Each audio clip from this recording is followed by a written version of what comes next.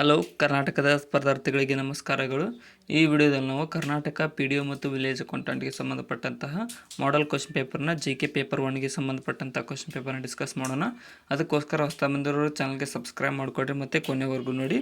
ವಿಡಿಯೋನ ಆದಷ್ಟು ನಿಮ್ಮ ಫ್ರೆಂಡ್ಸ್ಗೆ ಶೇರ್ ಮಾಡಿ, ಮಧ್ಯೆ ಯಾರು ಬಿಟ್ಟು ಹೋಗಬೇಡಿ. ಮೊದಲನೇ ಪ್ರಶ್ನೆ, ಹರಪ್ಪನ್ ಮಡಿಕೆಗಳು ಬಹುಪಾಲು ಯಾವುದರಿಂದ ಮಾಡಲ್ಪಟ್ಟಿದ್ದವು ಅಂತ ಕೇಳಿದರೆ, ಸೊ ಇಲ್ಲಿ 4 ಆಪ್ಷನ್ಗಳಲ್ಲಿ ಹರಪ್ಪನ್ ಮಡಿಕೆಗಳು ಬಹುಪಾಲು ಆಪ್ಷನ್ ಡಿ ಚಕ್ರದಿಂದ ಮಾಡಿದ ಸಾದಾ ಮಡಿಕೆಗಳಾಗಿದ್ದವು. ನೋಡಿ, ಆಪ್ಷನ್ ಡಿ ಇಲ್ಲಿ ಸರಿಯಾದಂತಹ ಉತ್ತರವಾಗಿದೆ. ನೆಕ್ಸ್ಟ್ ಕ್ವಶನ್, ಇನ್ನೂ ಯಾರು ಸಬ್ಸ್ಕ್ರೈಬ್ ಮಾಡಿಲ್ಲ ಸಬ್ಸ್ಕ್ರೈಬ್ ಮಾಡಿಕೊಡ್ರಿ. ನೆಕ್ಸ್ಟ್, ಕೌಟಿಲ್ಯನ ಅರ್ಥಶಾಸ್ತ್ರದ ಬಗ್ಗೆ ಈ ಕೆಳಗಿನವುಗಳಲ್ಲಿ ಯಾವುದು ತಪ್ಪಾಗಿದೆ ಅಂತ ಕೇಳಿದ್ದಾರೆ. ಸೊ ಈ ಹೇಳಿಕೆಗಳನ್ನು ನೋಡೋದಾದರೆ ಮೊದಲನೇದು ಏನು ಹೇಳುತ್ತೆ, ಇದನ್ನು 15 ಆದಿಕರಣಗಳಾಗಿ ವಿಂಗಡಿಸಲಾಗಿದೆ ಅನ್ನೋದು ಇಲ್ಲಿ ಸರಿಯಾಗಿದೆ. ಇದನ್ನು ಮೂಲತಃ ಪ್ರಾಕೃತ ಭಾಷೆಯಲ್ಲಿ ಬರೆಯಲಾಗಿದೆ. ತಪ್ಪು ನೋಡಿ, ಪ್ರಾಕೃತ ಭಾಷೆಯಲ್ಲ, ಇದು ಸಂಸ್ಕೃತ ಭಾಷೆಯಲ್ಲಿ ಬರಲಾಗಿತ್ತು. ಇನ್ನು ಇದು ಮೌರ್ಯ ರಾಜಕೀಯ, ಆರ್ಥಿಕತೆ ಮತ್ತು ಆಡಳಿತ ಕೃತಿಯಾಗಿ ಒಂದು ಗ್ರಂಥವಾಗಿದೆ. ಇದು ಸರಿ, ಯಾಕಂತಂದರೆ ಮೌರ್ಯರ ಆಡಳಿತದ ಒಂದು ಕೃತಿಯಾಗಿದೆ ಇದು ಕೌಟಿಲ್ಯನ ಅರ್ಥಶಾಸ್ತ್ರ. ಇನ್ನು ಇದರಲ್ಲಿರುವ ಯಾವುದೇ ಮಾಹಿತಿಯು ಇತರ ಮೂಲಗಳಿಂದ ದೃಢೀಕರಿಸಲ್ಪಟ್ಟಿಲ್ಲ ಅನ್ನೋದು ಇದು ಕೂಡ ತಪ್ಪು. ಇತರ ಮಾಹಿತಿಗಳಿಂದ ದೃಢೀಕರಿಸಿದೆ ಅದನ್ನು. ದೆಹಲಿ ಸುಲ್ತಾನರ ಆಳ್ವಿಕೆಗಳಿಗೆ ಕೆಳಗಿನ ಯಾರು ಸಾಕ್ಷಿಯಾಗಿದ್ದರು?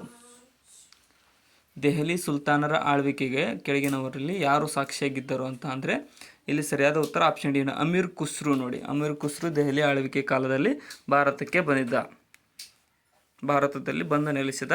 ನೆಕ್ಸ್ಟ್, ಇನ್ನು ಕೆಳಗಿನ ಯುದ್ಧಗಳನ್ನು ಕಾಲಾನುಕ್ರಮವಾಗಿ ಜೋಡಿಸಿರಿ ಅಂತ ಕೇಳಿದ್ದಾರೆ. ಸೊ ಯುದ್ಧಗಳನ್ನು ಕಾಲಾನುಕ್ರಮವಾಗಿ ಜೋಡಿಸಿ ಬರೋದಾಗಿ ಇಲ್ಲಿ ನೋಡಿ, ಮೊದಲನೇದಾಗಿ 2ನೇ ತರೈನ್ ಯುದ್ಧ ನಡೆಯುತ್ತೆ, ಆದಾದಮೇಲೆ ಚೌಸಾ ಯುದ್ಧ, ಆದಾದಮೇಲೆ ಹಳದಿ ಘಾಟ್ ಯುದ್ಧ, ಮತ್ತು ಕೊನೆಗೆ 3ನೇ ಪಾಣಿಪತ್ ಯುದ್ಧ. ಇಲ್ಲಿ ಆಪ್ಷನ್ ಎ ಸರಿಯಾದಂತಹ ಉತ್ತರವಾಗಿದೆ. ಸೊ ಡಿಸ್ಕ್ರಿಪ್ಷನ್ದೊಳಗಡೆ ನಮ್ಮ ಚಾನಲ್ನ ಲಿಂಕ್ಗಳಿದ, ಅವುಗಳನ್ನು ಕೂಡ ಫಾಲೋ ಮಾಡಿಕೊಡ್ರಿ. ನೆಕ್ಸ್ಟ್ ಕ್ವಶನ್, ಕೆಳಗಿನ ಜೋಡಿಗಳಲ್ಲಿ ಸರಿಯಾದದ್ದು ಯಾವುದು ಅಂತ ಕೇಳಿದ್ದಾರೆ. ಯಾವುದು ಸರಿಯಾಗಿದೆ ಅಂತ ಮೊದಲನೇ ಹೇಳಿಕೆ ಏನು ಹೇಳ್ತಾರೆ, ರಾಮ್ ಪ್ರಸಾದ್ ಬಿಸ್ಮಿಲ್ಲಾರವರು ಲಾಹೋರಿ ಪಿತೂರಿ ಪ್ರಕರಣದಲ್ಲಿ ಇದ್ದರು, ಅದು ಸರಿಯಾಗಿದೆ. ಇನ್ನು ಸೂರ್ಯಸೇನ್ರವರು ಚಿತ್ತಗಾಂಗ್ ಪ್ರಕರಣದಲ್ಲಿ ಇದ್ದರು, ಇದು ಕೂಡ ಸರಿಯಾಗಿದೆ. ಇನ್ನು 4ನೇದು ಏನು ಹೇಳುತ್ತೆ, ಮೂರನೇದು ಭಗತ್ ಸಿಂಗ್ ಕಾಕೋರಿ ಪ್ರಕರಣ, ಇದು ತಪ್ಪು ನೋಡಿ. ಭಗತ್ ಸಿಂಗ್ರವರು ಕಾಕೋರಿ ಪ್ರಕರಣದಲ್ಲಿದ್ದ ಇರಲಿಲ್ಲ. ಚಂದ್ರಶೇಖರ್ ಆಜಾದ್ರವರು ದೆಹಲಿ ಬಾಂಬ್ ಪ್ರಕರಣ, ಇದು ಕೂಡ ತಪ್ಪು. 3 ಮತ್ತು 4 ತಪ್ಪಾಗಿದೆ ಇಲ್ಲಿ. ಇನ್ನು ಕರ್ನಾಟಕದ ಸ್ವತಂತ್ರ ಚಳವಳಿಯಲ್ಲಿ ನಡೆದಂತಹ ಈ ಕೆಳಗಿನ ಘಟನೆಗಳನ್ನು ಕಾಲಾನುಕ್ರಮದಲ್ಲಿ ಜೋಡಿಸಿರಿ ಅಂತ ಕೇಳಿದರೆ, ಸೊ ಕ್ರೋನಾಲಜಿಕಲ್ ಆರ್ಡರ್ನಲ್ಲಿ ಜೋಡಿಸಿ ಬರೆಯಿರಿ ಅಂತ ಅಂದರೆ ಆಪ್ಷನ್ ಸಿ ಇಲ್ಲಿ ಸರಿಯಾದ ಉತ್ತರ. ಹಲಗಲಿ ಬೇಡ್ರ ದಂಗೆ ನಡೆಯುತ್ತೆ, ಅದಾದಮೇಲೆ ಅಂಕೋಲ ಸತ್ಯಾಗ್ರಹ ನಡೆಯುತ್ತೆ, ಅದಾದಮೇಲೆ ವಿದುರಾಶತ್ ದುರಂತ ನಡೆಯುತ್ತೆ, ಕೊನೆಗೆ ಮೈಸೂರು ಚಲೋ ಚಳವಳಿ ನಡೆಯುತ್ತೆ. ಆಪ್ಷನ್ ಸಿ ಇಲ್ಲಿ ಸರಿಯಾದ ಉತ್ತರ. ನೆಕ್ಸ್ಟ್ ಕ್ವಶನ್, ಭಾರತದ ಮೊದಲ ಸ್ವತಂತ್ರ ಸಂಗ್ರಾಮದ ಈ ಘಟನೆಗಳನ್ನು ಕಾಲಾನುಕ್ರಮವಾಗಿ ಜೋಡಿಸಿರಿ. ಭಾರತದ ಮೊದಲ ಸ್ವಾತಂತ್ರ್ಯ ಸಂಗ್ರಾಮದ ಘಟನೆಗಳನ್ನು ಇಲ್ಲಿ ಆಪ್ಷನ್ ಡಿ ನೋಡಿ ಸರಿಯಾದ ಉತ್ತರ. ಫಸ್ಟ್ ಬ್ಯಾರಕ್ಪುರದಲ್ಲಿ ನಡೀತು ಸ್ವತಂತ್ರ ಸಂಗ್ರಾಮ, ಆದಾದಮೇಲೆ ಮೀರತ್ ಒಳಗಡೆ, ಆದಾದಮೇಲೆ ದೆಹಲಿಯಲ್ಲಿ, ಇನ್ನು ಕೊನೆಗೆ ಝಾನ್ಸಿ. ಸೊ ಆಪ್ಷನ್ ಡಿ ಇಲ್ಲಿ ಸರಿಯಾದಂತಹ ಉತ್ತರವಾಗಿದೆ ಭಾರತ ಸ್ವಾತಂತ್ರ್ಯ ಸಂಗ್ರಾಮಕ್ಕೆ ಸಂಬಂಧಿಸಿದಂತೆ. ನೆಕ್ಸ್ಟ್ ಕ್ವಶನ್, ಇನ್ನು ಯಾವ ವರದಿಯನ್ನು ಆಧರಿಸಿ 1956ರಲ್ಲಿ ಕರ್ನಾಟಕವು ರೂಪುಗೊಂಡಿತು ಅಂತ ಕೇಳಿದ್ದಾರೆ. ಸೊ ಕರ್ನಾಟಕ 1956ರಲ್ಲಿ ಯಾವ ವರದಿಯ ಮೇಲೆ, ಭಾಷಾ ಆಧಾರದ ಮೇಲೆ ರೂಪುಗೊಂಡಿತು ಅಂದರೆ ಆಪ್ಷನ್ ಸಿ ಫಜಲ್ ಅಲಿ ಆಯೋಗ ಅಥವಾ ಫಜಲ್ ಅಲಿ ಸಮಿತಿಯ ಆಧಾರದ ಮೇಲೆ ಕರ್ನಾಟಕ ರೂಪುಗೊಂಡಿತು. ನೆಕ್ಸ್ಟ್, ಪ್ರೇಯರ್, ಪಿಟಿಷನ್ ಮತ್ತು ಪ್ರೊಟೆಸ್ಟ್ ಯಾವ ಸ್ವತಂತ್ರ ಹೋರಾಟಗಾರರು ಬಳಸಿದ ಒಂದು ವಿಧಾನವಾಗಿದೆ. ಇದನ್ನು ಪ್ರೇಯರ್, ಪಿಟಿಷನ್ ಮತ್ತು ಪ್ರೊಟೆಸ್ಟ್ ಅನ್ನುವಂಥದ್ದನ್ನು ಇಲ್ಲಿ ಆಪ್ಷನ್ ಡಿ ನೋಡಿ, ಮಂದಗಾಮಿಗಳು ಮಾಡ್ರೇಟ್ಸ್ ಅಂತ ಏನು ಕರೀತಾರಲ್ಲ, ಅವರು ಈ ಒಂದು ವಿಧಾನವನ್ನು ಬಳಸಿದರು, ಪ್ರೇಯರ್, ಪಿಟಿಷನ್ ಮತ್ತು ಪ್ರೊಟೆಸ್ಟ್ ಅನ್ನುವಂತಹ ವಿಧಾನ. ಮಧ್ಯಕಾಲೀನ ಭಾರತದಲ್ಲಿ ಕನೌಜ್ನ ಪರಮಾಧಿಕಾರಕ್ಕಾಗಿ ನಡೆದಂತಹ ತ್ರಿಕೋಣ ಸ್ಪರ್ಧೆ ಇವರ ನಡುವೆ ನಡೆದಿತ್ತು. ಯಾರ್ಯಾರ ನಡುವೆ ತ್ರಿಕೋಣ ಸ್ಪರ್ಧೆ ನಡೀತು ಮಧ್ಯಕಾಲೀನ ಭಾರತದಲ್ಲಿಂದ? ಆಪ್ಷನ್ ಎ ಗುರ್ಜೂರು, ಪ್ರತಿಹಾರರು ಮತ್ತು ರಾಷ್ಟ್ರಕೂಟರು ಮತ್ತು ಪಾಲರ ನಡುವೆ ಈ ಒಂದು ಮಧ್ಯಕಾಲೀನ ಭಾರತ ಪರಮಾಧಿಕಾರಕ್ಕಾಗಿ ಸ್ಪರ್ಧೆ ನಡೆದಿತ್ತು. ಈ ಕೆಳಗಿನ ಯಾವ ಜೋಡಿಯೂ ಸರಿಯಾಗಿ ಹೊಂದಾಣಿಕೆಯಾಗುವುದಿಲ್ಲ? ಸರಿಯಾಗಿ ಹೊಂದಾಣಿಕೆ ಆಗದೇ ಇರುವುದು ಯಾವುದು ಅಂತ ಅಂದರೆ ಇಲ್ಲಿ ಸರಿಯಾದಂಥ ಉತ್ತರ ಆಪ್ಷನ್ ಸಿ ಆಗುತ್ತೆ ನೋಡಿ. ವಿಷ್ಣುವರ್ಧನ ಆಸ್ಥಾನದಲ್ಲಿ ರವಿಕೀರ್ತಿ ಇರಲಿಲ್ಲ, ಎರಡನೇ ಪುಲಕೇಶಿ ಆಸ್ಥಾನದಲ್ಲಿ ರವಿಕೀರ್ತಿ ಇದ್ದ, ಅದಕ್ಕೋಸ್ಕರ ಆಪ್ಷನ್ ಸಿ ತಪ್ಪಾಗಿದೆ. ಇಲ್ಲಿ ಅಕ್ಬರ್ ತೋದರ್ಮಲ್ಲ ಸರಿಯಾಗಿದೆ, ಚಾಣಕ್ಯ ಚಂದ್ರಗುಪ್ತನ ಆಸ್ಥಾನ, ದೇವರಾಯ 2, ಲಕ್ಷ್ಮಣ ದಂಡೀಶ 3 ಹೇಳಿಕೆಗಳು ಸರಿಯಾಗಿದ್ದಾವೆ. ನೆಕ್ಸ್ಟ್, ಕೆಳಗಿನ ಯಾವ 2 ನಗರಗಳ ನಡುವೆ ಸಡಕ್ ಇ ಅಜಮ್ ಅಥವಾ ಶೇರ್ ಶಾ ಸೂರಿ ನಿರ್ಮಿಸಿದ ಗ್ರ್ಯಾಂಡ್ ಟ್ರಂಕ್ ರಸ್ತೆ ಇತ್ತು ಅಂತ ಕೇಳಿದ್ದಾರೆ. ಸೊ ಇಲ್ಲಿ ಸರಿಯಾದಂಥ ಉತ್ತರ ಆಪ್ಷನ್ ಡಿ ನೋಡಿ. ಆಗ್ರಾ ಮತ್ತು ಸಸಾರಾಮ್ ನಡುವೆ ಈ ಒಂದು ಸಡಕ್ ಇ ಅಜಮ್ ಅಥವಾ ಶೇರ್ ಶಾ ಸೂರಿ ನಿರ್ಮಿಸಿದ ಗ್ರ್ಯಾಂಡ್ ಟ್ರಂಕ್ ರಸ್ತೆ ಕಂಡುಬರುತ್ತಿತ್ತು. ಕೆಳಗಿನವುಗಳಲ್ಲಿ ಯಾರು ಜಬ್ತಿ ವ್ಯವಸ್ಥೆ ಮತ್ತು ದಹಸಲ್ ವ್ಯವಸ್ಥೆಯನ್ನು ಪರಿಚಯಿಸಿದರು? ಜಬ್ತಿ ಮತ್ತು ದಹಸಲ್ ವ್ಯವಸ್ಥೆ. ಆಪ್ಷನ್ ಎ ನೋಡಿ, ರಾಜ ತೋದರಮಲ್ಲನು ಈ ಒಂದು ಜಪ್ತಿ ವ್ಯವಸ್ಥೆ ಮತ್ತು ದಹಸಲ್ ವ್ಯವಸ್ಥೆಯನ್ನು ಪರಿಚಯಿಸಿದ ರಾಜನಾಗಿದ್ದಾನೆ. ಮಂತ್ರಿ. ಕೆಳಗಿನವುಗಳಲ್ಲಿ ಪೂರ್ವಕ್ಕೆ ಹರಿಯುವ ನದಿಗಳ ಗುಂಪು ಯಾವುದು? ಪೂರ್ವಕ್ಕೆ ಹರಿತಕ್ಕಂಥ ನದಿಗಳ ಗುಂಪು. ಇಲ್ಲಿ ಸರಿಯಾದಂತಹ ಉತ್ತರ ಆಪ್ಷನ್ ಎ ಆಗುತ್ತೆ ನೋಡಿ. ಭೀಮಾ, ಘಟಪ್ರಭಾ, ಮಲಪ್ರಭಾ ಮತ್ತು ತುಂಗಭದ್ರಾ ಮತ್ತು ಮೂಸಿ ನದಿಗಳೆರಡು ಎಲ್ಲವೂ ಪೂರ್ವಕ್ಕೆ ಹರಿತಕ್ಕಂಥ ನದಿಗಳಾಗಿವೆ. ಕೆಳಗಿನ ಯಾವ ರಾಷ್ಟ್ರಗಳು ಇಸ್ರೇಲ್ ಜೊತೆಗೆ ಗಡಿಯನ್ನು ಹಂಚಿಕೊಂಡಿವೆ? ಇಸ್ರೇಲ್ ಸುದ್ದಿಯಲ್ಲಿದೆ, ಅದಕ್ಕೋಸ್ಕರ ಕ್ವಶನ್ ಹಾಕಿದ್ದೀರಿ. ಸೊ ಇಲ್ಲಿ ಯಾವ ರಾಜ್ಯಗಳು ಇಸ್ರೇಲ್ ಜೊತೆಗೆ ಗಡಿಯನ್ನು ಹಂಚಿಕೊಂಡಿವೆ ಅಂತ ಅಂದರೆ ಆಪ್ಷನ್ ಎ ನೋಡಿ. ಅಂದರೆ ಯಾವುದು ಫಸ್ಟ್ ಈಜಿಪ್ಟ್ ಇದೆ, ಅದಾದಮೇಲೆ ಜೋರ್ಡಾನ್ ಮತ್ತು ಸಿರಿಯಾ ಮತ್ತು ಲೆಬನಾನ್, ಈ 4 ದೇಶಗಳು ಇಸ್ರೇಲ್ನೊಂದಿಗೆ ಗಡಿಯನ್ನು ಹಂಚಿಕೊಂಡಿರ್ತಕ್ಕಂಥ ದೇಶಗಳಾಗಿವೆ. ನೆಕ್ಸ್ಟ್ ಕ್ವಶನ್, ಸೌರವ್ಯೂಹಕ್ಕೆ ಸಂಬಂಧಿಸಿದ ಸರಿಯಾದ ಹೇಳಿಕೆ ಗುರುತಿಸಿರಿ. ಸೌರವ್ಯೂಹಕ್ಕೆ ಸಂಬಂಧಿಸಿದ ಸರಿಯಾದ ಹೇಳಿಕೆಯನ್ನು ಗುರುತಿಸಿರಿ. ಇಲ್ಲಿ ಸರಿಯಾದ ಹೇಳಿಕೆ ಆಪ್ಷನ್ ಸಿ. ಮಂಗಳ ಮತ್ತು ಗುರುಗ್ರಹಗಳ ನಡುವೆ ಕ್ಷುದ್ರ ಗ್ರಹಗಳು ಕಂಡುಬರುತ್ತವೆ ಅನ್ನುವುದು ಸರಿಯಾದ ಹೇಳಿಕೆಯಾಗಿದೆ. ಆಪ್ಷನ್ ಸಿ ಸರಿಯಾಗಿದೆ. ನೆಕ್ಸ್ಟ್, ಇನ್ನು ವ್ಯಾಲಿ ಆಫ್ ಫ್ಲವರ್ಸ್ ಇದು ಹಿಮಾಲಯದ ಈ ಕೆಳಗಿನ ಯಾವ ಪ್ರಾದೇಶಿಕ ವಿಭಾಗದಲ್ಲಿ ಕಂಡುಬರುತ್ತದೆ? ವ್ಯಾಲಿ ಆಫ್ ಫ್ಲವರ್ಸ್ ಅನ್ನುವಂಥದ್ದು. ಆಪ್ಷನ್ ಎ ನೋಡಿ, ಕುಮಾಯುನ್ ಹಿಮಾಲಯದಲ್ಲಿ ಕಂಡುಬರುತ್ತದೆ. ಇದು ವ್ಯಾಲಿ ಆಫ್ ಫ್ಲವರ್ಸ್ ಅನ್ನುವಂಥದ್ದು ಕುಮಾಯುನ್ ಹಿಮಾಲಯದಲ್ಲಿ.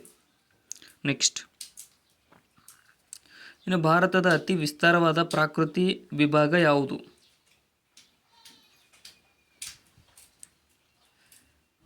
ಸರಿಯಾದಂತಹ ಉತ್ತರ ಆಪ್ಷನ್ ಸಿ ಆಗುತ್ತೆ ನೋಡಿ. ಪರ್ಯಾಯ ಪ್ರಸ್ಥಭೂಮಿಯು ಭಾರತದಲ್ಲಿ ಅತಿ ವಿಸ್ತಾರವಾದಂತಹ ಪ್ರಾಕೃತಿ ವಿಭಾಗವಾಗಿದೆ. ಇನ್ನು ಕೆಳಗಿನ ಯಾವ ಸರೋವರವು ಭಾರತದ ಈಶಾನ್ಯ ರಾಜ್ಯವೊಂದರಲ್ಲಿ ಕಂಡುಬರುತ್ತದೆ? ಸರಿಯಾದಂತಹ ಉತ್ತರ ಆಪ್ಷನ್ ಸಿ ನೋಡಿ. ಲೋಕ್ಟಕ್ ಸರೋವರವು ಭಾರತದ ಈಶಾನ್ಯ ರಾಜ್ಯವೊಂದರಲ್ಲಿ ಕಂಡುಬರುವ ಸರೋವರವಾಗಿದೆ. ಲೋಕ್ಟಕ್ ಸರೋವರ. ಕೋರ್ ಮತ್ತು ಮ್ಯಾಂಟಲ್ ಅನ್ನು ಬೇರ್ಪಡಿಸುವ ಸೀಮಾ ವಲಯ ಯಾವುದು? ಕೋರ್ ಮತ್ತು ಮ್ಯಾಂಟಲ್ ಅನ್ನು ಬೇರ್ಪಡಿಸುವಂತಹ ಸೀಮಾ ವಲಯ. ಇಲ್ಲಿ ಆಪ್ಷನ್ ಎ ಗುಟೆನ್ಬರ್ಗ್ ಅನ್ನುವಂಥದ್ದು ಕೋರ್ ಮತ್ತು ಮ್ಯಾಂಟಲ್ ಅನ್ನು ಬೇರ್ಪಡಿಸುವ ಸೀಮಾ ವಲಯವಾಗಿದೆ. ನೆಕ್ಸ್ಟ್, ಭಾರತಕ್ಕೆ ಸಂಬಂಧಿಸಿದಂತೆ ಸರಿಯಾದ ಹೇಳಿಕೆಗಳನ್ನು ಗುರುತಿಸಿರಿ. ಕೆಳಗಿನವುಗಳಲ್ಲಿ ಭರತ. ಇಲ್ಲಿ ಆಪ್ಷನ್ ಸಿ ನೋಡಿ. ಸಾಮಾನ್ಯವಾಗಿ ನಾವು ತಿಂಗಳಿಗೆ 2 ಅಧಿಕ ಭರತ ಮತ್ತು 2 ಕನಿಷ್ಠ ಭರತಗಳನ್ನು ಕಾಣುತ್ತೇವೆ ಅನ್ನೋದು ಆಪ್ಷನ್ ಸಿ ಸರಿಯಾದಂತಹ ಉತ್ತರ. ಕೆಳಗಿನ ಯಾವ ಹೇಳಿಕೆಯು ತಪ್ಪಾಗಿದೆ? ಇವುಗಳಲ್ಲಿ ಮೊದಲ ಹೇಳಿಕೆ ಏನು ಹೇಳುತ್ತೆ ಅಂತ ಅಂದರೆ, ನರ್ಮದಾ ಮತ್ತು ತಾಪಿ ನದಿಗಳೆರಡು ಬಹುತೇಕ ಸಮಾನಾಂತರವಾಗಿ ಹರಿಯುತ್ತವೆ. ಇದು ಸರಿ ನೋಡಿ. ಮತ್ತು ವಿಂಧ್ಯ ಶ್ರೇಣಿಯ ದಕ್ಷಿಣದಲ್ಲಿ ನರ್ಮದಾ ನದಿ ಮತ್ತು ಸಾತ್ಪುರ ಶ್ರೇಣಿಯ ದಕ್ಷಿಣದಲ್ಲಿ ತಾಪಿ ನದಿ ಹರಿಯುತ್ತದೆ. ಇದು ಕೂಡ ಸರಿಯಾಗಿದೆ. ಇನ್ನು ಗೋರನ್ ಘಾಟ್ ಇದು ನೀಲಗಿರಿ ಬೆಟ್ಟದಲ್ಲಿ ಕಂಡುಬರುತ್ತೆ. ತಪ್ಪು ನೋಡಿ. ಇದು ನೀಲಗಿರಿ ಬೆಟ್ಟದಲ್ಲಿಲ್ಲ, ಪಶ್ಚಿಮ ಘಟ್ಟಗಳಲ್ಲಿ ಈ ಒಂದು ಗೋರನ್ ಘಾಟ್ ಕಂಡುಬರುತ್ತೆ. ಅದಕ್ಕೋಸ್ಕರ ಆಪ್ಷನ್ ಸಿ ತಪ್ಪು. ಮತ್ತು ಕೊನೆಯದಾಗಿ ತಾಲ್ಘಾಟ್, ಬೋರ್ಘಾಟ್ಗಳು ಪಶ್ಚಿಮ ಘಟ್ಟದಲ್ಲಿ ಪ್ರದೇಶದಲ್ಲಿ ಬರುತ್ತವೆ. ಅದು ಕೂಡ ಸರಿ. ಆಪ್ಷನ್ ಡಿ ಸರಿ, ಸಿ ಮಾತ್ರ ತಪ್ಪು ಇಲ್ಲಿ. ನೆಕ್ಸ್ಟ್, ಕೆಳಗಿನ ಯಾವ ಹೇಳಿಕೆ ಸರಿಯಾಗಿದೆ? ಇಲ್ಲಿ ಸರಿಯಾದಂಥ ಹೇಳಿಕೆ ಆಪ್ಷನ್ ಡಿ ಆಗುತ್ತೆ ನೋಡಿ. ನ್ಯೂಜಿಲೆಂಡ್ ದೇಶವನ್ನು ಓಷಿಯಾನಿಯಾ ಭಾಗವಾಗಿ ಗುರುತಿಸಲಾಗುತ್ತದೆ ಅನ್ನೋದು ಸರಿಯಾಗಿದೆ. ಹೊಸದಾಗಿ ನಿರ್ಮಾಣವಾಗುತ್ತಿರುವ ಖಂಡ ಓಷಿಯಾನಿಯಾ ಅದರ ಭಾಗ. ಇನ್ನು ಸಂಸ್ಕರಣಾ ಕೈಗಾರಿಕೆಯು ಕೆಳಗಿನ ಯಾವ ಕೈಗಾರಿಕೆಯ ಪ್ರವರ್ಗವಾಗಿದೆ? ಸಂಸ್ಕರಣಾ ಕೈಗಾರಿಕೆ ಅನ್ನುವಂಥದ್ದು ಸರಿಯಾದ ಉತ್ತರ ಆಪ್ಷನ್ ಬಿ ನೋಡಿ, ದ್ವಿತೀಯ ಕೈಗಾರಿಕೆಯ ಪ್ರವರ್ಗ. ಇದು ಸಂಸ್ಕರಣಾ ಕೈಗಾರಿಕೆಯು ದ್ವಿತೀಯ ಕೈಗಾರಿಕೆಯ ಪ್ರವರ್ಗವಾಗಿದೆ. ನೆಕ್ಸ್ಟ್, ಈ ಕೆಳಗಿನಗಳಲ್ಲಿ ಯಾವುದು ವ್ಯಾಪಾರ ಪೂರಕ ಅಥವಾ ಸಹಾಯಕ ಎಂದು ವರ್ಗೀಕರಿಸಲಾಗುವುದಿಲ್ಲ?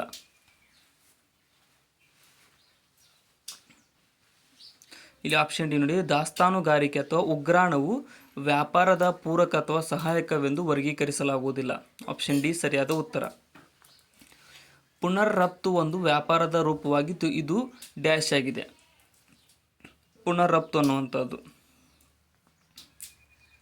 ಇಲ್ಲಿ ಸರಿಯಾದ ಉತ್ತರ ಆಪ್ಷನ್ ಸಿ ನೋಡಿ, ರಫ್ತು ಮಾಡುವ ಉದ್ದೇಶದಿಂದ ಆಮದು ಮಾಡಿಕೊಳ್ಳುವುದು ಈ ಒಂದು ಪುನರ್ರಫ್ತು ವ್ಯಾಪಾರದ ರೂಪವಾಗಿದೆ ನೋಡಿ. ಆಪ್ಷನ್ ಸಿ ಸರಿಯಾದ ಉತ್ತರ. ಇನ್ನು ಅಮೂರ್ತ ಸ್ವತ್ತು ಒಳಗೊಳ್ಳುವುದು ಯಾವುದನ್ನು? Intangible assets includes. ಇಲ್ಲಿ ಸರಿಯಾದ ಉತ್ತರ ಆಪ್ಷನ್ ನೋಡಿ, ಸ್ವಾಮ್ಯದ ಸನದು ಅಥವಾ ಪೇಟೆಂಟ್ಸ್ ಅಂತ ಕರೀತಾರೆ. ಅಮೂರ್ತ ಸ್ವತ್ತು ಒಳಗೊಳ್ಳುವುದು ಪೇಟೆಂಟ್ಸ್ಗಳನ್ನು. ನೆಕ್ಸ್ಟ್,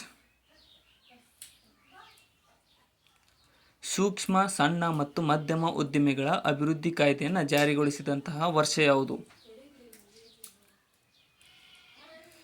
ಸರಿಯಾದಂಥ ಉತ್ತರ ಆಪ್ಷನ್ ಸಿ ನೋಡಿ, 2006ರಲ್ಲಿ ಈ ಒಂದು MSME ಅಂತ ಕರಿತೀವಿ, medium micro small medium enterprises development act was enacted in. ಕರೆ ಹಣ ಮಾರುಕಟ್ಟೆಯ ಕಾರ್ಯಾಚರಣಾ ಅವಧಿಯು ಎಷ್ಟು?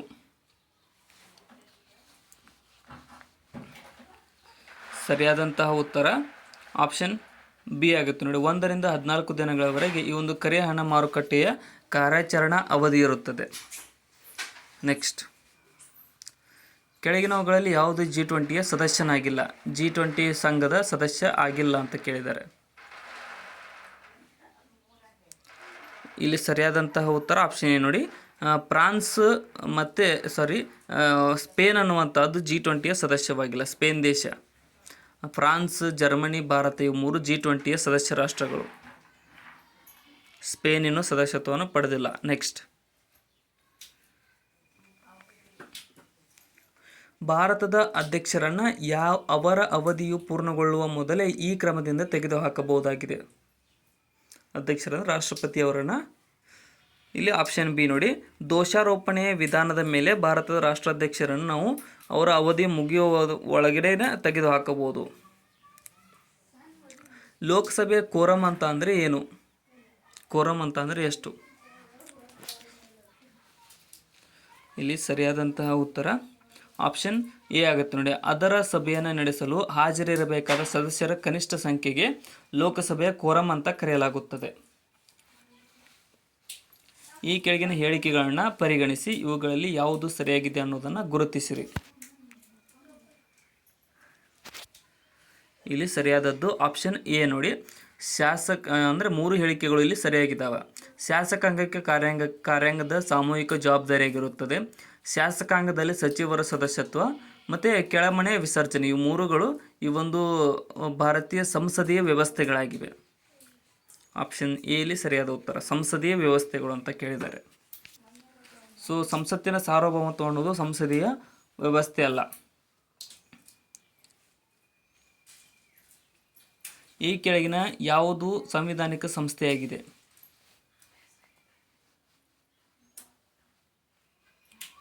ಸರಿಯಾದಂಥ ಉತ್ತರ ಆಪ್ಷನ್ ಸಿ ನೋಡಿ, ರಾಷ್ಟ್ರೀಯ ಹಿಂದುಳಿದ ವರ್ಗಗಳ ಆಯೋಗವು ಒಂದು ಸಂವಿಧಾನಿಕ ಸಂಸ್ಥೆಯಾಗಿದೆ. ಆಪ್ಷನ್ ಸಿ ಇಲ್ಲಿ ಸರಿಯಾದಂತಹ ಉತ್ತರ. ನೆಕ್ಸ್ಟ್, ಪ್ರಸ್ತಾವನೆಯಲ್ಲಿನ ನಾವು ಎಂಬ ಪದದ ಅರ್ಥವೇನು? ನಾವು ಅನ್ನುವಂತಹ ಪದದ ಅರ್ಥ. ಸರಿಯಾದಂಥ ಉತ್ತರ ಆಪ್ಷನ್ ಡಿ, ಭಾರತದ ಪ್ರಜೆಗಳಾದ ನಾವು ಅನ್ನುವುದು ಆಪ್ಷನ್ ಡಿ ನಾವು ಪ್ರಸ್ತಾವನೆಯಲ್ಲಿ ಬರ್ತಕ್ಕಂಥ ನಾವು ಪದದ ಅರ್ಥವಾಗಿದೆ. ನೆಕ್ಸ್ಟ್, ಭಾರತದ ಮುಖ್ಯ ಚುನಾವಣಾ ಆಯುಕ್ತರ ಅಧಿಕಾರ ಅವಧಿ ಎಷ್ಟು? ಭಾರತದ ಮುಖ್ಯ ಚುನಾವಣಾ ಆಯುಕ್ತರ ಅಧಿಕಾರಾವಧಿ ಇಲ್ಲಿ ಆಪ್ಷನ್ ಸಿ ನೋಡಿ, 6 ವರ್ಷಗಳು ಅಥವಾ 65 ವರ್ಷ ವಯಸ್ಸಿನವರೆಗೆ ಯಾವುದು ಮೊದಲು ಅಲ್ಲಿಯವರೆಗೆ ಅವರು ಅಧಿಕಾರದಲ್ಲಿ ಇರುತ್ತಾರೆ ಮುಖ್ಯ ಚುನಾವಣಾ ಆಯುಕ್ತರು. ಇನ್ನು ಭಾರತೀಯ ಸಂವಿಧಾನದ ಯಾವ ವಿಧಿಯು ಸಂವಿಧಾನಿಕ ತಿದ್ದುಪಡಿಗೆ ಸಂಬಂಧಿಸಿದೆ? ಸಂವಿಧಾನಕ್ಕೆ ತಿದ್ದುಪಡಿಗೆ ಸಂಬಂಧಿಸಿದ ಆರ್ಟಿಕಲ್ ಅಂದರೆ ಆಪ್ಷನ್ ಡಿ 368ನೇ ವಿಧಿ ಭಾರತೀಯ ಸಂವಿಧಾನದ ತಿದ್ದುಪಡಿಗೆ ಸಂಬಂಧಪಟ್ಟಿದೆ. ನೆಕ್ಸ್ಟ್, ಕೆಳಗಿನ ಯಾವ ಜಿಲ್ಲೆ ಒಟ್ಟು ಭೌಗೋಳಿಕ ಪ್ರದೇಶದಲ್ಲಿ ಅತಿ ಹೆಚ್ಚು ಶೇಕಡಾವಾರು ಅರಣ್ಯ ಪ್ರದೇಶವನ್ನು ಹೊಂದಿದೆ? ಅತಿ ಹೆಚ್ಚು ಶೇಕಡಾವಾರು ಅರಣ್ಯ ಪ್ರದೇಶ ಹೊಂದಿರತಕ್ಕಂಥದ್ದು ಆಪ್ಷನ್ ಎ ಕೊಡಗು ಜಿಲ್ಲೆ ನೋಡಿ. ಪ್ರದೇಶ ಶೇಕಡಾವಾರಿನಲ್ಲಿ ನಮ್ಮ ಕರ್ನಾಟಕದಲ್ಲಿ ಕೊಡಗು ಅತಿ ಹೆಚ್ಚು ಅರಣ್ಯ ಪ್ರದೇಶವನ್ನು ಹೊಂದಿದೆ. ನೆಕ್ಸ್ಟ್, ಕರ್ನಾಟಕದಲ್ಲಿ ಸಣ್ಣ ಹಿಡುವಳಿ ಗಾತ್ರ ಎಷ್ಟು? ಸಣ್ಣ ಹಿಡುವಳಿ ಅಂತ ಕರೀಬೇಕಂದ್ರೆ ಎಷ್ಟು ಜಾಗ ಇರಬೇಕು ಅಥವಾ ಎಷ್ಟು ಹೊಲವಿರಬೇಕು? ಇಲ್ಲಿ ಸರಿಯಾದಂತಹ ಉತ್ತರ ಆಪ್ಷನ್ ಎ ಆಗುತ್ತೆ ನೋಡಿ. 1 ರಿಂದ 2 ಹೆಕ್ಟರ್ನಷ್ಟು ಜಾಗವಿದ್ದರೆ ಅವರಿಗೆ ಸಣ್ಣ ಹಿಡುವಳಿ ಅಂತ ಕರೆಯಲಾಗುತ್ತದೆ. ನೆಕ್ಸ್ಟ್, ಸಗಟು ಬೆಲೆ ಸೂಚ್ಯಂಕವನ್ನು ಸಿದ್ಧಪಡಿಸಲು ಬಳಸುವ ಮೂಲ ವರ್ಷ ಯಾವುದು?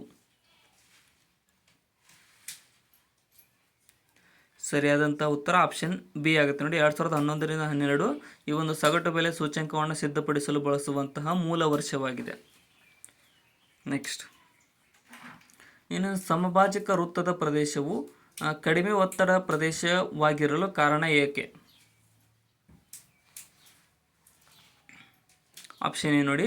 ಈ ಪ್ರದೇಶದಲ್ಲಿ ಗಾಳಿಯು ಬಿಸಿಯಾಗಿ ಪ್ರಸರಣ ಹೊಂದಿ ಮೇಲೇರುತ್ತದೆ, ಅದಕ್ಕೋಸ್ಕರ ಇಲ್ಲಿ ಕಡಿಮೆ ಒತ್ತಡ ಪ್ರದೇಶ ಉಂಟಾಗುತ್ತದೆ. ಸ್ಟೆಪ್ಪಿಸ್ ಹುಲ್ಲುಗಾವಲು ಯಾವ ಬಗೆಯ ಹುಲ್ಲುಗಾವಲಿಗೆ ಉದಾಹರಣೆಯಾಗಿದೆ? ಸ್ಟೆಪ್ಪಿಸ್ ಹುಲ್ಲುಗಾವಲು ಸರಿಯಾದಂಥ ಉತ್ತರ ಆಪ್ಷನ್ ಬಿ ನೋಡಿ. ಸಮಶೀತೋಷ್ಣದ ವಲಯದ ಹುಲ್ಲುಗಾವಲು ಅಂತ ಸ್ಟೆಪ್ಪಿಸ್ ಹುಲ್ಲುಗಾವಲನ್ನು ಕರೆಯಲಾಗುತ್ತದೆ. ಇನ್ನು ಭೂಭಾಗದಿಂದ ಸುತ್ತುವರಿಯಲ್ಪಟ್ಟಿರುವ ಅರ್ಧ ವೃತ್ತಾಕಾರದ ಸಮುದ್ರ ಭಾಗಕ್ಕೆ ಏನೆಂದು ಕರೆಯಲಾಗುತ್ತದೆ?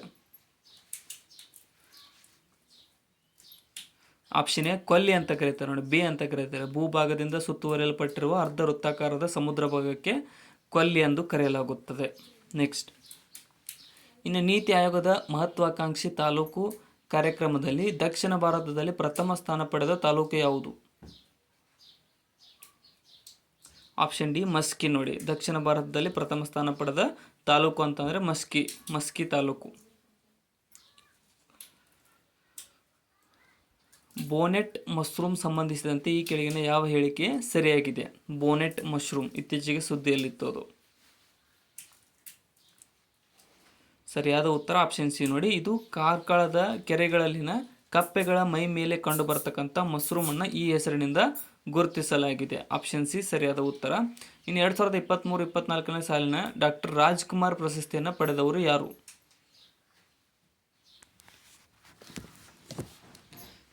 ಇಲ್ಲಿ ಆಪ್ಷನ್ ಎ ಉಮೇಶ್ ರವರು 2023-24ನೇ ಸಾಲಿನ ಡಾಕ್ಟರ್ ರಾಜ್ಕುಮಾರ್ ಪ್ರಶಸ್ತಿಯನ್ನು ಪಡೆದವರಾಗಿದ್ದಾರೆ. ಲಕ್ಷದ್ವೀಪದ ಮಿನಿಕಾಯಿನಲ್ಲಿ ಭಾರತ ಸರ್ಕಾರ ಸ್ಥಾಪಿಸುತ್ತಿರುವ ನೌಕಾನೆಲೆ ಯಾವುದು? ಆಪ್ಷನ್ ಎ ನೋಡಿ. INS ಜಟಾಯು ಅನ್ನುವಂಥ ಲಕ್ಷದ್ವೀಪದ ಮಿನಿಕಾಯಿನಲ್ಲಿ ಭಾರತ ಸರ್ಕಾರ ಸ್ಥಾಪಿಸಿರುವ ನೌಕಾನೆಲೆಯಾಗಿದೆ. INS ಜಟಾಯು. ನೆಕ್ಸ್ಟ್, ಜೀವಿ ಪರಿಸರ ವ್ಯವಸ್ಥೆಯಲ್ಲಿ ಜೀವಿ ಮತ್ತು ಪರಿಸರದ ನಡುವೆ ಈ ರೀತಿಯ ಪರಸ್ಪರ ಅವಲಂಬನೆಯ ಇದೆ. ಜೈವಿಕ ಮತ್ತು ಜೈವಿಕ, ಜೈವಿಕ ಮತ್ತು ಅಜೈವಿಕ, ಜೈವಿಕ ಮತ್ತು ಅಜೈವಿಕ ಮತ್ತು ಅಜೈವಿಕ. ಸೊ ಈ 3 ರೀತಿಯಾದ ಪರಸ್ಪರ ಅವಲಂಬನೆ ಈ ಒಂದು ಇದು ಪರಿಸರ ವ್ಯವಸ್ಥೆಯಲ್ಲಿ ಕಂಡುಬರುತ್ತದೆ, ಜೀವ ಪರಿಸರ ವ್ಯವಸ್ಥೆಯಲ್ಲಿ. ಇನ್ನೂ ಸಬ್ಸ್ಕ್ರೈಬ್ ಮಾಡಿದ ಸಬ್ಸ್ಕ್ರೈಬ್ ಮಾಡಿಕೊಡ್ರಿ. ನೆಕ್ಸ್ಟ್,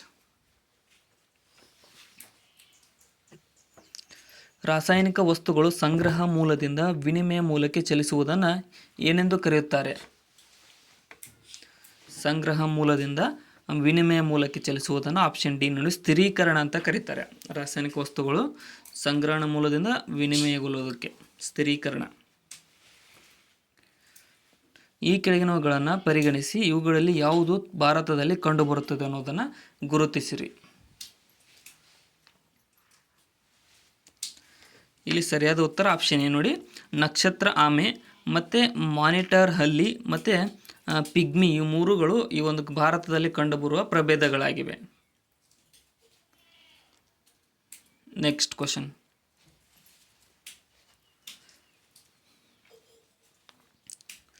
ಆಕ್ಟೋಪಸ್ ಎಂಬುದು ಏನು ಅಂತ ಕೇಳಿದರೆ, ಸೊ ಆಕ್ಟೋಪಸ್ ಅನ್ನುವಂಥದ್ದು ಯಾವ ರೀತಿ ಪ್ರಭೇದವಾಗಿದೆ?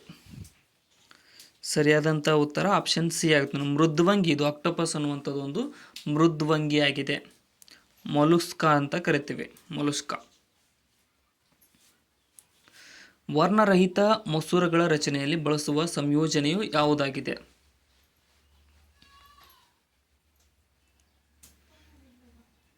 ಇಲ್ಲಿ ಆಪ್ಷನ್ ಸಿ ನೋಡಿ, ಒಂದು ಪೀನ ಮತ್ತು ಒಂದು ನಿಮ್ನ ಮಸೂರವನ್ನು ಬಳಸಿ ವರ್ಣರಹಿತ ಮಸೂರಗಳ ರಚನೆ ಮಾಡಲಾಗುತ್ತದೆ.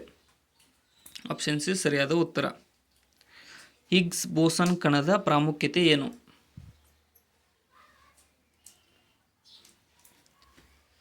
ಸರಿಯಾದ ಉತ್ತರ ಆಪ್ಷನ್ ಎ ನೋಡಿ, ಪ್ರಾಥಮಿಕ ಕಣಗಳು ಏಕೆ ದ್ರವ್ಯರಾಶಿಗಳನ್ನು ಹೊಂದಿವೆ ಎಂಬುದನ್ನು ನಿರ್ಧರಿಸಲು ಈ ಒಂದು ಹಿಗ್ಸ್ ಬೋಸನ್ ಕಣದ ಪ್ರಾಮುಖ್ಯತೆಯಾಗಿದೆ.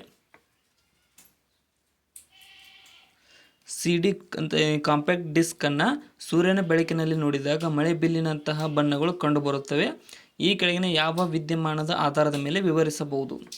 ಇಲ್ಲಿ ಆಪ್ಷನ್ ಡಿ ನೋಡಿ, ವಕ್ರೀಭವನ, ವಿವರ್ತನೆ ಮತ್ತು ಪ್ರಸರಣದ ಆಧಾರದ ಮೇಲೆ ಈ ಒಂದು ಕಾಂಪ್ಯಾಕ್ಟ್ ಡಿಸ್ಕನ್ನು ನಾವು ಇದು ಮಾಡಬಹುದಾಗಿದೆ. ಈ ಕೆಳಗಿನವುಗಳಲ್ಲಿ ಯಾವುದು ಹೆಚ್ಚಿನ ಶಾಖ ಸಾಮರ್ಥ್ಯವನ್ನು ಹೊಂದಿದೆ? ಹೆಚ್ಚಿನ ಶಾಖ ಸಾಮರ್ಥ್ಯವನ್ನು ಹೊಂದಿರುವುದು ಯಾವುದು? ಇಲ್ಲಿ ಆಪ್ಷನ್ ಎ ಅಥವಾ ನೀರು ಅನ್ನುವಂಥದ್ದು ಹೆಚ್ಚಿನ ಶಾಖ ಸಾಮರ್ಥ್ಯವನ್ನು ಹೊಂದಿದೆ. ಕೆಳಗಿನವುಗಳಲ್ಲಿ ನೀರು, ವಾಟರ್. ನೆಕ್ಸ್ಟ್, ಇನ್ನು ಪಠ್ಯ 1ರಲ್ಲಿನ ಲೋಹಗಳನ್ನು ಪಠ್ಯ 2ರಲ್ಲಿನ ಸಂಕೇತಗಳೊಂದಿಗೆ ಹೊಂದಿಸಿರಿ ಅಂತ ಕೇಳಿದರೆ, ಸೊ ಸೋಡಿಯಂ ಅನ್ನೋ ಸಂಕೇತ Na ಆಗಿದೆ. ಸೀಸದ ಸಂಕೇತ ಯಾವುದಂದ್ರೆ Pb ಆಗಿದೆ. ಮತ್ತು ಬೆಳ್ಳಿಯ ಸಂಕೇತ Ag ಅಂತ ಕರಿತೀವಿ. ಪಾದರಸದ ಸಂಕೇತ Hg. ಅದಕ್ಕೋಸ್ಕರ ಆಪ್ಷನ್ ಬಿ ಇಲ್ಲಿ ಸರಿಯಾದ ಉತ್ತರ. ನೆಕ್ಸ್ಟ್ ಕ್ವಶನ್,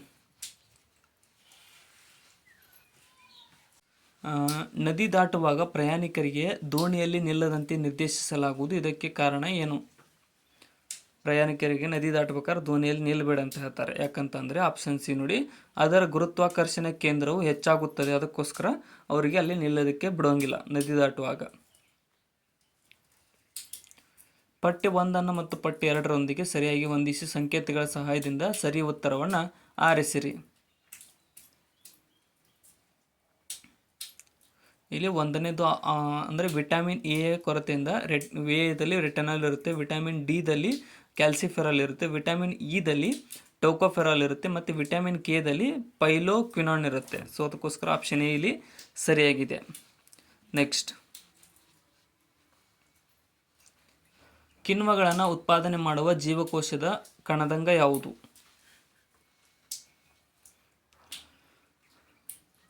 ಸರಿಯಾದಂತಹ ಉತ್ತರ ಆಪ್ಷನ್ ಎ ನೋಡಿ, ಗಾಲ್ಗಿ ಸಂಕೀರ್ಣವು ಕಿಣ್ವಗಳನ್ನು ಉತ್ಪಾದನೆ ಮಾಡುವಂತಹ ಜೀವಕೋಶದ ಕಣದಂಗವಾಗಿದೆ. ನೆಕ್ಸ್ಟ್, ಕೆಳಗಿನ ಹೇಳಿಕೆಗಳನ್ನು ಪರಿಗಣಿಸಿ ಇವುಗಳಲ್ಲಿ ಯಾವುದು ಸರಿಯಾಗಿದೆ ಅನ್ನೋದನ್ನು ಗುರುತಿಸಿರಿ ಅಂತ ಕೇಳಿದರೆ, ಸೊ ಹಾವಸೆ ಸಸ್ಯಹಳವನ್ನು 2 ಉಭಯವಾಸಿ ಸಸ್ಯ ಎಂದು ಕರೆಯಲಾಗುತ್ತದೆ. ಅದು ಸರಿಯಾಗಿದೆ. ಇನ್ನು ಸೈಕಾಸ್, ಪೈನಸ್ ಮತ್ತು ನೀಟಮ್ ಇವು ಅನಾವೃತ ಬೀಜ ಸಸ್ಯಗಳಾಗಿವೆ. ಇದು ಕೂಡ ಸರಿಯಾಗಿದೆ. ಮತ್ತು ದಾಸವಾಳವು ಅಮೃತ ಬೀಜ ಸಸ್ಯಕ್ಕೆ ಉದಾಹರಣೆಯಾಗಿದೆ. ಈ 3 ಹೇಳಿಕೆಗಳು ಇಲ್ಲಿ ಸರಿಯಾಗಿದ್ದಾವೆ. ಆಪ್ಷನ್ ಡಿ ಸರಿಯಾದ ಉತ್ತರ. ನೆಕ್ಸ್ಟ್, ಡಿ ಸರಿಯಾಗಿದೆ.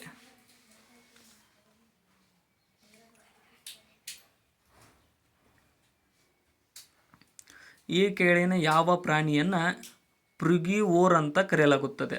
ಫ್ರುಗಿವೋರ್ ಅಂತ ಯಾವ ಪ್ರಾಣಿಯನ್ನು ಕರೆಯಲಾಗುತ್ತದೆ ಅಂತ ಅಂದರೆ ಆಪ್ಷನ್ ಡಿ ನೋಡಿ, ಗಿಳಿ, ಪ್ಯಾರೆಟನ್ನು ಫ್ರುಗಿವೋರ್ ಅಂತ ಕರೆಯಲಾಗುತ್ತದೆ. ನೆಕ್ಸ್ಟ್, ಈ ಕೆಳಗಿನವುಗಳಲ್ಲಿ ಯಾವ ಜೀವಿ ದ್ವಿತೀಯ ವಲಯದಲ್ಲಿ ಕಂಡುಬರುತ್ತದೆ? ಸೆಕೆಂಡರಿ ಸೆಕ್ಟರ್ನಲ್ಲಿ ಕಂಡುಬರತಕ್ಕಂಥ ಜೀವಿ ಸೆಕೆಂಡರಿ ವಲಯ. ಇಲ್ಲಿ ಆಪ್ಷನ್ ಸಿ ನೋಡಿ, ಮೀನು ಮತ್ತು ಶೈಬಲ ಇವೆರಡುಗಳು ಸೆಕೆಂಡರಿ ವಲಯದಲ್ಲಿ ಕಂಡುಬರುತ್ತವೆ. ಕೆಳಗಿನವುಗಳನ್ನು ಪರಿಗಣಿಸಿ ನೀಡಿರುವ ಆಯ್ಕೆಗಳಲ್ಲಿ ಸರಿಯಾದ ಉತ್ತರಕ್ಕಾಗಿ ಸಂಕೇತವನ್ನು ಆರಿಸಿರಿ ಅಂತ ಕೇಳಿದರೆ, ಸೊ ಮೊದಲ ಹೇಳಿಕೆ ಏನು ಹೇಳುತ್ತೆ ಅಂದರೆ, ಸಾಮಾನ್ಯವಾಗಿ ಎಲೆಗಳು ಹಸಿರಾಗಿರಲು ಕಾರಣವಾದ ವರ್ಣಕ ಅಂದರೆ ಕ್ಲೋರೋಫಿಲ್, ಇದು ಸರಿಯಾಗಿದೆ. ಶೈಬಲ ಕಂದಾಗಿರಲು ಕಾರಣ ಅಂತಂದರೆ ಗ್ಜಾಂಥೋಪಿಲ್, ಎರಡೂ ಕೂಡ ಸರಿಯಾಗಿದೆ. ಕಂದು ಬಣ್ಣಕ್ಕೆ ಗ್ಜಾಂಥೋಪಿಲ್ ಕಾರಣ, ಹಸಿರು ಬಣ್ಣಕ್ಕೆ ಇದು ಕ್ಲೋರೋಫಿಲ್ ಕಾರಣವಾಗುತ್ತದೆ. ಅದಕ್ಕೋಸ್ಕರ ಆಪ್ಷನ್ ಸಿ ಸರಿಯಾಗಿದೆ. ನೆಕ್ಸ್ಟ್, ಇನ್ನು ನೀರಿನಲ್ಲಿ ತೇಲುವ ಜೀವಿಗಳಿಗೆ ಹೇಗೆನ್ನುತ್ತಾರೆ? ನೀರಿನಲ್ಲಿ ತೇಲ್ತಕ್ಕಂಥ ಜೀವಿಗಳಿಗೆ ಏನೆಂದು ಕರೆಯುತ್ತಾರೆ?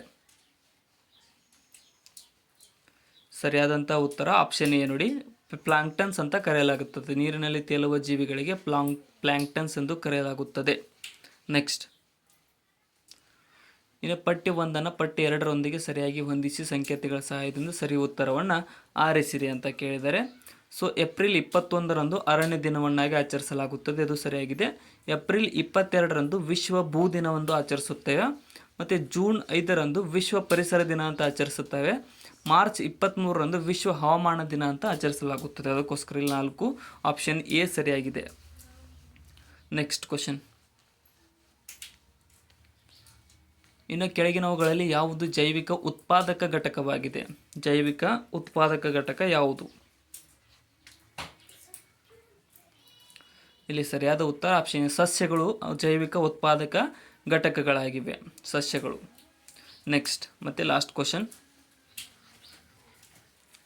ಈ ಕೆಳಗಿನ ಹೇಳಿಕೆಗಳನ್ನ ಪರಿಗಣಿಸಿ ನೀಡಿರುವ ಆಯ್ಕೆಗಳಲ್ಲಿ ಸರಿಯಾದ ಉತ್ತರಕ್ಕಾಗಿ ಸಂಕೇತವನ್ನು ಆರಿಸಿರಿ ಅಂತ ಕೇಳಿದರೆ. ಸೊ ಮೊದಲ ಹೇಳಿಕೆ ಏನಿರುತ್ತೆ, ರೈಬೋಸೋಮ್ ಅನ್ನುತ್ತಾ ನೈಟ್ರೋಬ್ಯಾಕ್ಟೀರಿಯಾಗಳನ್ನು ರೈತನ ಮಿತ್ರ ಅಂತ ಕರೆಯಲಾಗುತ್ತದೆ, ಅದು ಸರಿಯಾಗಿದೆ.